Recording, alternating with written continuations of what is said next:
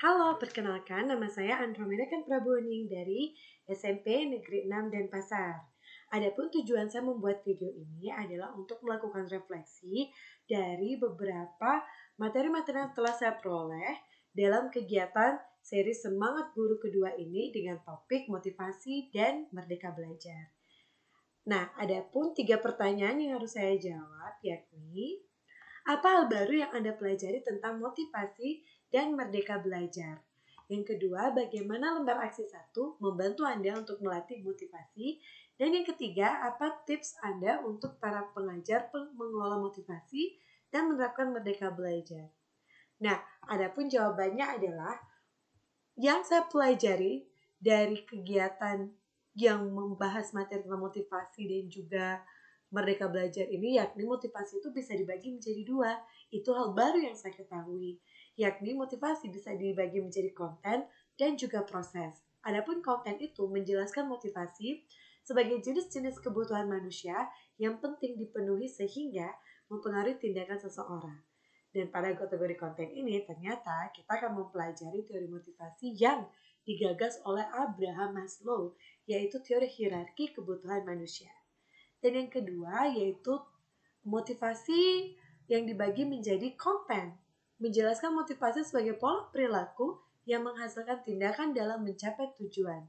Pada kategori proses, kita akan mempelajari sebuah teori motivasi yang digagas Locke dan Latham, yaitu teori menetapkan tujuan atau goal setting. Dan selain itu, ada beberapa kompetensi yang dapat dilatih ketika kita ingin membangun motivasi tersebut, yakni pertama, mengenali kebutuhan diri sendiri dan juga peserta didik. Yang kedua, menyusun tujuan pembelajaran kelas. Dan yang ketiga, menggunakan strategi umpan balik berkelanjutan. Nah, apa sih yang dapat saya pelajari dari lembar aksi 1 yang setelah saya kerjakan sebelumnya?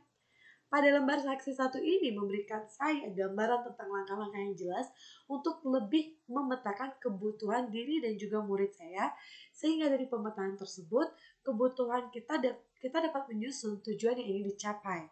Dalam mencapai tujuan tersebut tentunya ada proses ya. Dalam proses ini akan selalu terdapat evaluasi di dalamnya.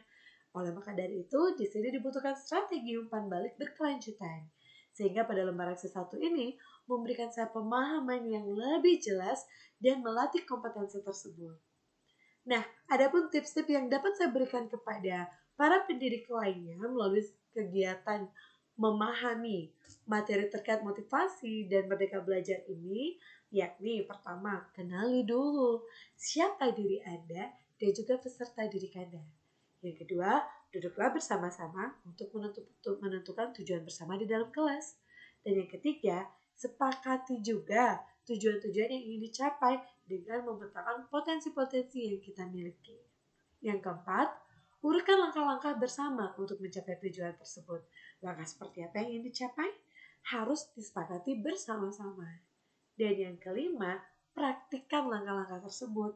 Jika ada sesuatu yang perlu diperbaiki, maka lakukan refleksi bersama sebagai tindak lanjut ke depannya.